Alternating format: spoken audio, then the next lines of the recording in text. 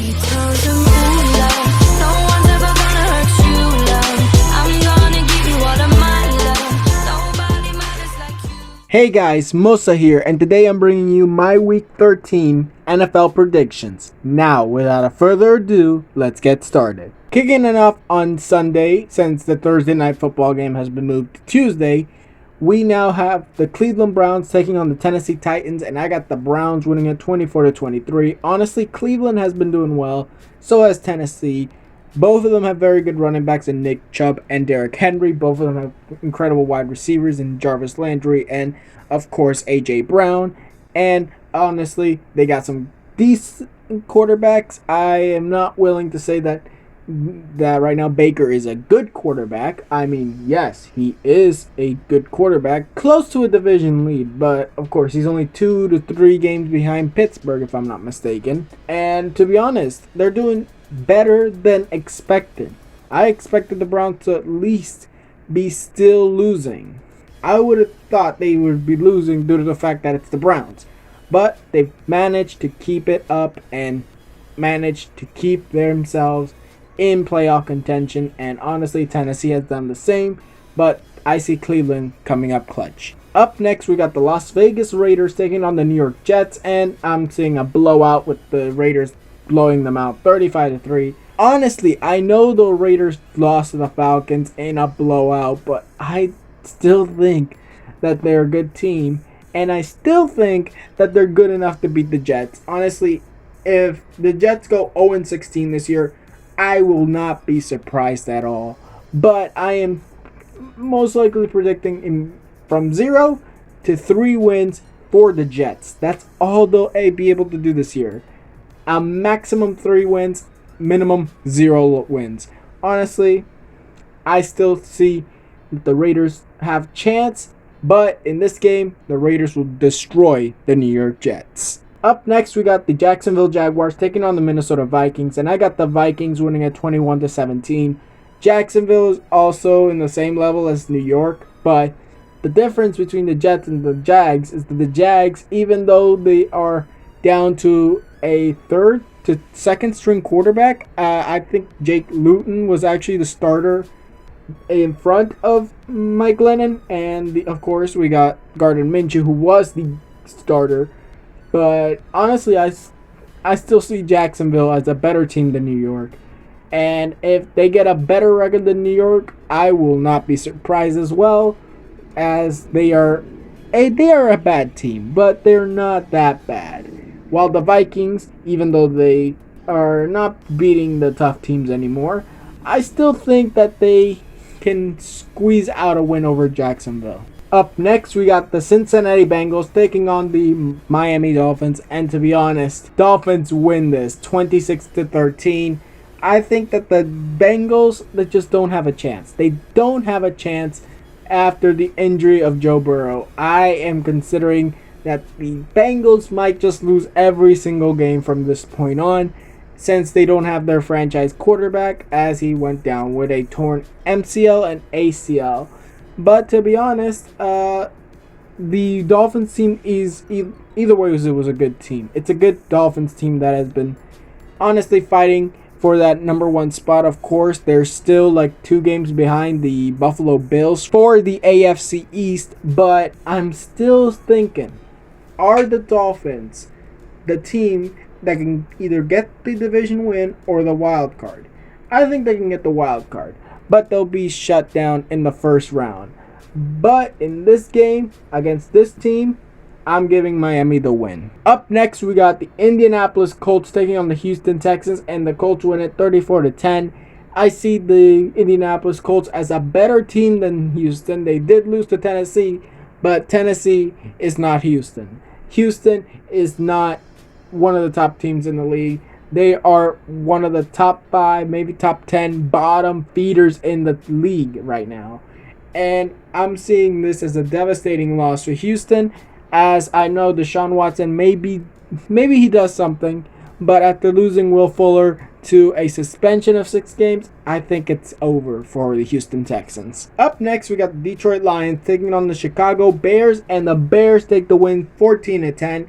Honestly, Mitch Trubisky, he is not a good quarterback, but the Lions are not a good defense at all. Maybe with the interim head coach, they'll do something better on defense, because apparently all these teams that are firing coaches are actually better after firing the coaches, and they're going with their interim head coach. I see a possible game where they at least only allow 2 touchdowns to the Lions, but the Bears defense will not let Matt Stafford score more than 10 points in this game. Up next, we got the New Orleans Saints taking on the Atlanta Falcons, and honestly, the Saints win it 28-13. I know the Falcons destroyed the Raiders, but I think even though that they did destroy the Raiders, I don't think they're better than the Saints. The Saints will definitely take the win here in Atlanta, but who knows? Maybe they upset the Saints just like they did with the Raiders. And honestly, I don't see that happening, but anything can happen. Up next, we got the New York Giants taking on the Seattle Seahawks, and the Seahawks are going to take the win 23-17. They're at home, and honestly, it's against the New York Giants. The New York Giants aren't a good team either. Honestly, the Giants, the Cowboys, the Eagles, and the Washington football team are all trash. The two teams with the best records in that division is 4-7, and that's the football team and the Giants. Honestly, I don't see the Giants destroying or even coming close to defeating Seattle, but I do think that Seattle's defense will cost them a bit, but it's still gonna be a Seattle win, as Russell Wilson will just he's gonna score more than 20 points this game, and if it's not him, at least it will be the combination of Wilson and the run game that will win us this game. Now we got the LA Rams taking on the Arizona Cardinals, and Arizona wins it 26-24. Both teams are very good. Both teams are still in the division race, and both teams have a chance to win this division, of course. It's in between Arizona, LA, and Seattle. That's what it's going to come down to. I'm not going to count San Francisco. Losing their quarterback is going to hurt them a lot, and I think this game is going to be interesting. But I do think that the Rams come up short in this game. Up next, we got the New England Patriots taking on the Los Angeles Chargers, and the Patriots win it 27-24. Honestly, I would take the Chargers because of the Patriots being honestly horrendous, but I'm gonna take the Patriots because the Chargers always choke games, and unless it's against teams like the Jets, they're gonna choke. They're gonna choke. That's what the Chargers are always have been. They choked against a bunch of teams, and now they are the worst team in their division. And to be honest, you're the worst team in your division, but the team ahead of you started a wide receiver at quarterback and of course got destroyed, but they're still ahead of you. Like, that's what I'm thinking. That, wait, this team's ahead of you and they didn't even have a quarterback last week? Like, this is horrendous. And I don't think that the Chargers will win, but I think they'll make it close, but they're going to give their fans some heart attacks this Sunday. Up next, we got the Philadelphia Eagles taking on the Green Bay Packers, and this is no chance. Green Bay wins it 34-14.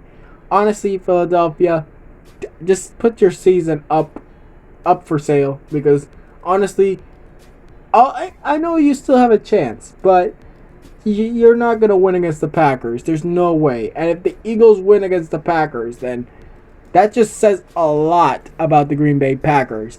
Because honestly, if Philadelphia beats the Packers, honestly, that gives them more momentum.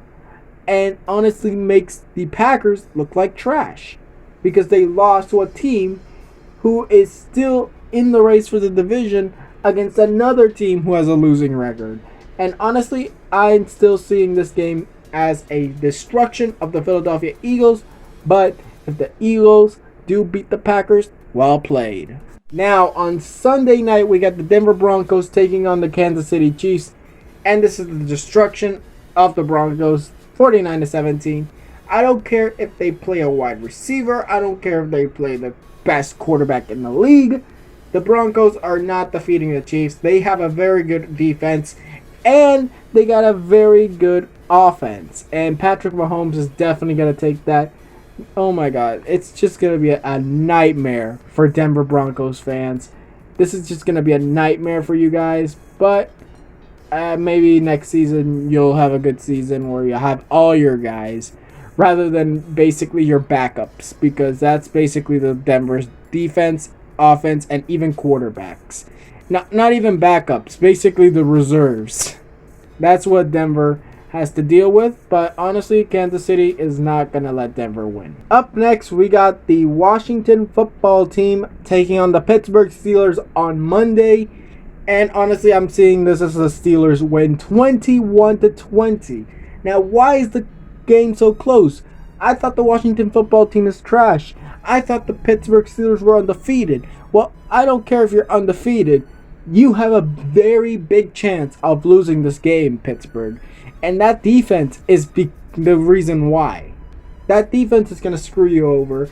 And if Ben Roethlisberger just throws up and gets picked off many times like he did against, the defense allowed Trace McSorley to score on them. And then Ben Roethlisberger is getting so much pressure that he throws the ball into the end zone for a pick. And honestly, that's not what you want from the Steelers, an undefeated team. And I'm saying the Washington football team has a chance, but I still think that the Steelers can come up with the win. Now, on Monday night, we got the Buffalo Bills taking on the 49ers, and I got this 24-10 to Buffalo. Buffalo's going to be the victors here. I do believe it. San Francisco won't have a chance. Honestly, San Francisco is down to their backup, and I don't think that their backup, Nick Mullins, is going to do any good against the Buffalo Bills and Josh Allen. Honestly, I'm seeing the Josh Allen-led Buffalo Bills take a win over the San Francisco 49ers on Monday Night Football. Now, originally a Thursday Night Football game, but it was pushed to Tuesday due to the fact that the Ravens played the Steelers the day before. And honestly, I am saying, okay, this is fine. But on Tuesday night, we got the Ravens taking on the Cowboys. Ravens win 24-17. Dallas is not going to be good this year. They are trash. They lost their quarterback. I know Andy Dalton's back, but Andy Dalton isn't going to be enough for the Cowboys to take the win over the Ravens. I think if Lamar Jackson plays, the Ravens have a big chance of winning. But even with RG3, I think they got a chance. Now, on a bye week, we got the Tampa Bay Buccaneers and the Carolina Panthers.